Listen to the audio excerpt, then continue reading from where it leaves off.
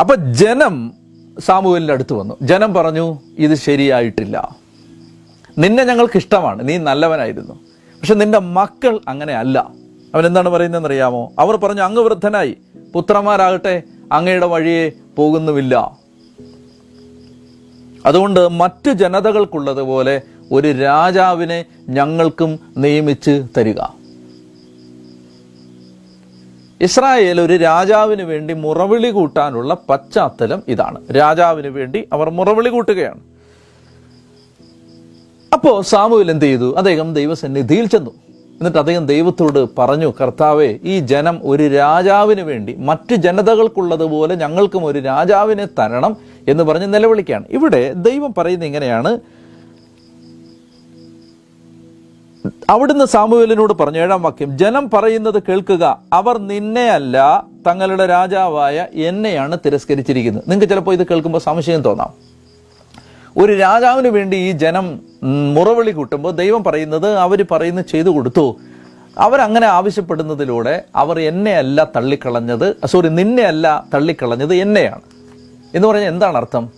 ഞാൻ മനസ്സിലാക്കുന്നിടത്തോളം ഇസ്രായേലിന് ഒരു രാജാവ് മതി എന്നായിരുന്നു ദൈവത്തിൻ്റെ ആദ്യത്തെ തിരുവിഷ്ടം. ആരാണ് ആ രാജാവ്? സർവശക്തനായ ദൈവം. ദൈവം മതി നിങ്ങളെ ഭരിക്കാൻ. നിങ്ങൾ ഓർക്കുക, ഈ ജനത്തിൻ്റെ ഇത്രയും നാളത്തെ ചരിത്രത്തിൽ യുദ്ധം ചെയ്യുന്നതിന് നേതൃത്വം കൊടുക്കാൻ ചില വ്യക്തികൾ മുന്നിൽ നിന്നെങ്കിലും യുദ്ധം ചെയ്തത് മുഴുവൻ ദൈവമായിരുന്നു. രാജാവ് ദൈവമായിരുന്നു. അവരെ കൊണ്ടുപോയത് ദൈവമായിരുന്നു. പകൽ മേഘസ്തംഭം, രാത്രി അഗ്നിത്തോട്. വഴി നടത്തിയത് ദൈവമാണ്. അവരുടെ ആവശ്യങ്ങളെല്ലാം നിറവേറ്റുന്നത് ദൈവമാണ്. അപ്പോൾ ദൈവജനത്തെ സംബന്ധിക്കുന്ന ആദിമ പദ്ധതി ദൈവമാണ് നമ്മുടെ രാജാവ്. ഇതാണ് ഈശോ ദൈവരാജ്യം എന്ന തൻ്റെ സുവിശേഷത്തിലൂടെ തിരിച്ചു പിടിക്കുന്നത്. ഇന്ന് ആരാണ് നമ്മളെ ഭരിക്കുന്നത്? ഇന്ന് നമുക്ക് ഒരു ക്രിസ്ത്യാനിക്ക് ആരാണ് രാജാവ്? എൻ്റെ രാജാവ് സർവശക്തനായ ദൈവമാണ്. എന്നെ ഭരിക്കുന്നത് ദൈവമാണ്. അതുകൊണ്ടാണ് നമ്മൾ സ്വർഗസ്ഥനായ പിതാവേ എന്ന പ്രാർത്ഥനയിൽ പ്രാർത്ഥിക്കുന്നത്, അങ്ങയുടെ രാജ്യം വരണമേ, അങ്ങയുടെ രാജ്യം വരണമേ, അങ്ങാണ് എൻ്റെ രാജാവ്. അതുകൊണ്ടാണ് സീറോ മലബാർ കുർബാനയിൽ പാടുന്നത്, കർത്താവേ മമ രാജാവേ. അതുകൊണ്ടാണ് പാടുന്നത്, പൂർവ്വപിതാവാം അബ്രാഹാം, ഇസഹാക്ക്, യാക്കോബ് എന്നിവർ തൻ ദൈവമേ നിത്യം ആരാധ്യൻ, രാജാവേ നിൻ സന്നിധിയിൽ. രാജാവേ, അഖില ലോക രാജാവേ, സകല ലോകത്തിൻ്റെയും. നിങ്ങൾ ഓർക്കുക, നിങ്ങൾ ആരുടെ, ഞാനെപ്പോഴും ഓർക്കാറുണ്ട്, അതായത് ആരാണ് ഏറ്റവും നല്ല എംപ്ലോയർ? നിങ്ങൾക്കൊരു ജോലി തരാൻ, അല്ലെങ്കിൽ നിങ്ങൾ ആരുടെ ജോലിക്കാരനാകാനാണ് ആഗ്രഹിക്കുന്നത്?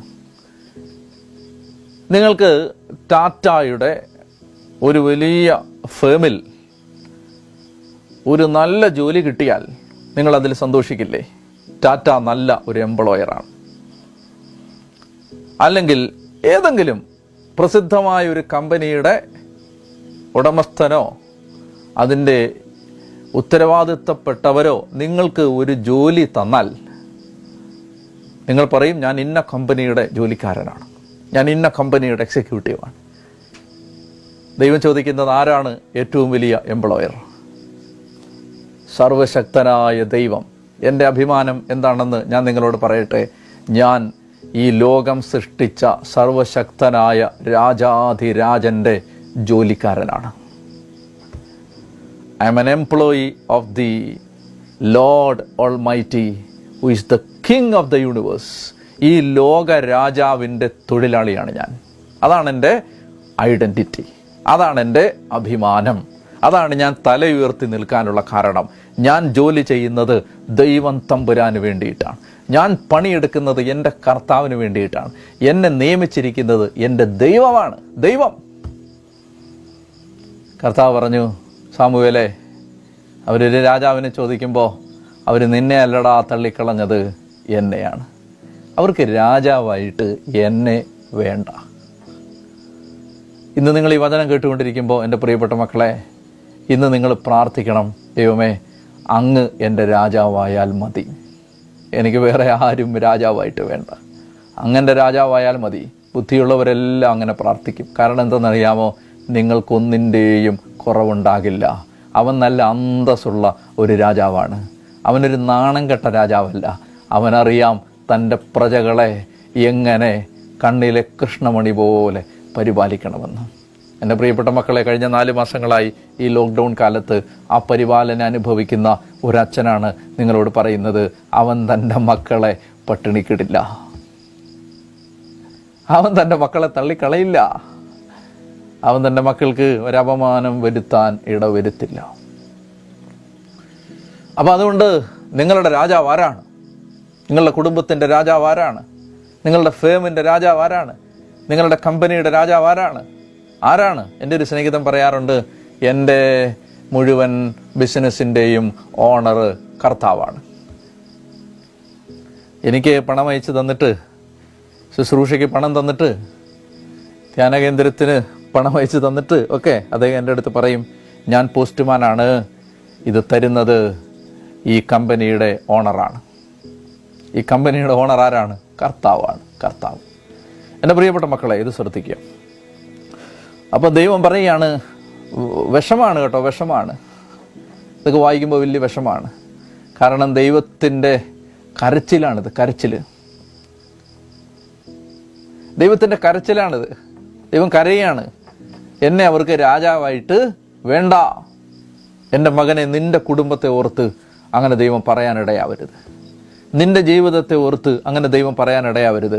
സാമുവേലേ, അവൻ തള്ളിക്കളഞ്ഞത് നിന്നെ അല്ലടാ, എന്നെയാണ്. അങ്ങനെ പറയാനിടയാവല്ലേ. പറയാം നമുക്ക്, കർത്താവേ, നീ രാജാവായിട്ട് വാ. നീ രാജാവാണ്, നീയാണ് എൻ്റെ രാജാവ്. അങ്ങനെ ഭരിക്ക്. അങ്ങയുടെ രാജ്യം വരണമേ, അങ്ങയുടെ ഭരണം എൻ്റെ ജീവിതത്തിൽ നടക്കണമേ. തമ്പുരാന് വലിയ സങ്കടമായി.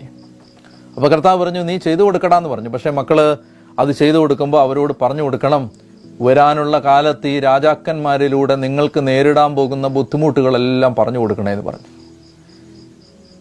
ദൈവത്തെ അല്ലാതെ മറ്റാരെയെങ്കിലും നിങ്ങളെ രാജാവാക്കിയാൽ അവരിൽ നിന്ന് നിങ്ങൾ സഹിക്കേണ്ടി വരും.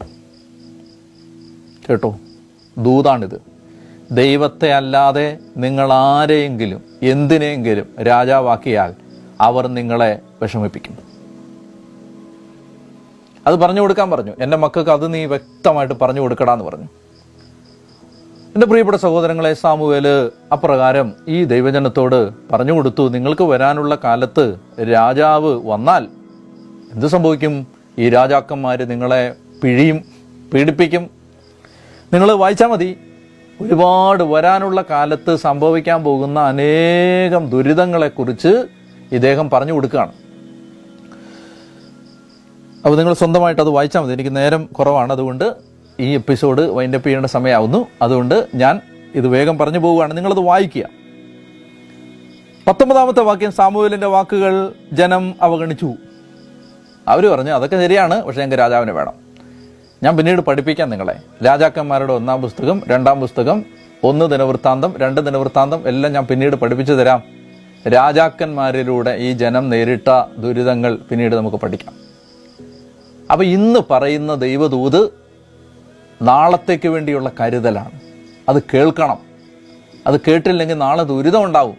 അത് കേൾക്കാതെ കാതടയ്ക്കരുത്. സാമുവേലിൻ്റെ വാക്കുകൾ അവർ ധിക്കരിച്ചു. എന്നിട്ട് എന്നാ ചെയ്തു? അവർ പറഞ്ഞു, ഞങ്ങൾക്ക് രാജാവിനെ കിട്ടണം, ഞങ്ങൾക്കും മറ്റ് ജനതകളെ പോലെയാകണം, ഞങ്ങളുടെ രാജാവ് ഞങ്ങളെ ഭരിക്കുകയും നയിക്കുകയും ഞങ്ങൾക്ക് വേണ്ടി പടവെട്ടുകയും ചെയ്യണം. കർത്താവ് പറഞ്ഞു, അവരുടെ വാക്കനുസരിച്ച് അവർക്ക് രാജാവിനെ വാഴിച്ചു കൊടുക്കുക. സാമുവേൽ പറഞ്ഞു, അത് ഞാൻ ചെയ്തു തരാം. ഓരോരുത്തരും ഇപ്പോൾ നിങ്ങളുടെ പട്ടണങ്ങളിലേക്ക് തിരികെ പൊയ്ക്കൊള്ളുക. 8-ാമത്തെ അധ്യായം അങ്ങനെ അവസാനിക്കുകയാണ്. പ്രിയപ്പെട്ട മക്കളെ, ഈ സമയത്ത് പ്രാർത്ഥിക്കാം. കർത്താവെ, അങ്ങ് ഞങ്ങളുടെ രാജാവായിട്ട് വാഴണമേ. കർത്താവെ, അങ്ങ് ഞങ്ങളെ ഭരിക്കണമേ. കർത്താവെ, ഈ വചനം കേട്ടുകൊണ്ടിരിക്കുന്ന സകല മക്കളെ ഈ സമയത്ത് അഭിഷേകം ചെയ്യണമേ. കർത്താവെ, സ്പർശിക്കണമേ. കർത്താവെ, നീ എത്രമാത്രം സ്നേഹമുള്ളൊരു ദൈവമാണെന്ന് അനുഭവിക്കാൻ ഈ വചനം കേട്ടുകൊണ്ടിരിക്കുന്ന സകലരെയും ഇപ്പോൾ അങ്ങ് സഹായിക്കണമെന്ന് പ്രാർത്ഥിക്കുകയാണ്. ദൈവമേ, അങ്ങയുടെ കരുതൽ എന്താണെന്നറിയാൻ ഈ കുടുംബങ്ങൾ അനുഗ്രഹിക്കപ്പെടട്ടെ എന്ന് പ്രാർത്ഥിക്കുകയാണ്. അത്ഭുതങ്ങൾ കാണാൻ നിങ്ങൾക്കിടയാവട്ടെ എന്ന് ഞാൻ പ്രാർത്ഥിക്കുന്നു. നിങ്ങളുടെ കുടുംബത്തിലെ രോഗങ്ങളിൽ കർത്താവ് ഇടപെടട്ടെ. നിങ്ങളുടെ കുഞ്ഞുങ്ങൾ അഭിഷേകമുള്ളവരായിട്ട് മാറട്ടെ. നാളെ നിങ്ങളുടെ കുഞ്ഞുങ്ങളെ ഓർത്ത് ഒരുപാട് സന്തോഷിച്ച് ദൈവത്തിന് സ്തോത്രം പറയാൻ നിങ്ങളുടെ ജീവിതത്തിന് ദൈവം അനുഗ്രഹം തരട്ടെ എന്ന് പ്രാർത്ഥിക്കുന്നു. ഈ വചനം കേട്ടുകൊണ്ടിരുന്ന സകലരെയും യേശുവിൻ്റെ നാമത്തിൽ അനുഗ്രഹിക്കുന്നു. കർത്താവായ യേശു നിങ്ങളെ അനുഗ്രഹിക്കട്ടെ. പിതാവിൻ്റെയും പുത്രൻ്റെയും പരിശുദ്ധാത്മാവിൻ്റെയും നാമത്തിൽ ആമേൻ.